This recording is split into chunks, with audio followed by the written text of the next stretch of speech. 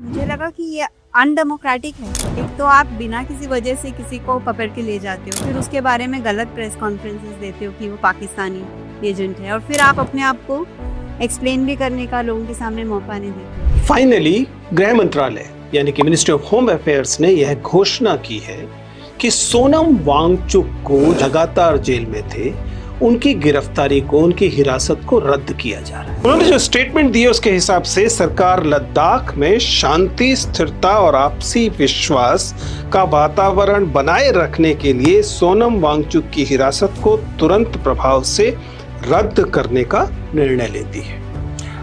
यूं तो एक राहत की बात है, लेकिन नागरिक होने के नाते सवाल उठाने की भी बात है। लगातार ये कहा जा रहा था कि यह हिरासत न केवल गैर कानूनी है, बल्कि आपको याद होगा कि सोनम वांगचुक ने यह कहा था कि जब आप उन्हें गिरफ्तार करेंगे तो यह लद्दाख की शांति के लिए नुकसानदेह होगा।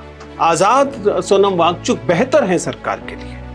हम जाहिर है कि हम राहत की सांस ले रहे हैं और इस बात का स्वागत करते हैं कि ऐसा किया गया, लेकिन हम एक नागरिक होने के नाते अकाउंटेबिलिटी की भी मांग करते हैं। हम बताना चाहते हैं कि इस देश में अंततः वी द पीपल ही सॉवरेन हैं। सरकारें आती हैं और जाती हैं। जरा सोचिए कि सरकार किसी शख्स पर यूएपीए या एनएसए जैसे सख्त कानूनों को लादती है और बाद में कहती है कि शांति के लिए हम इस हिरासत को वापस ले रहे हैं। ऐसे में सवाल उठाया जाना चाहिए कि फिर हिरासत क्यों थी? यह हिरासत क्या वास्तव में कानूनी जरूरत थी या सरकार सत्ता या ताकत दिखाने की कोशिश कर रही थी? यह सवाल ए पार्टी या बी पार्टी का नहीं है।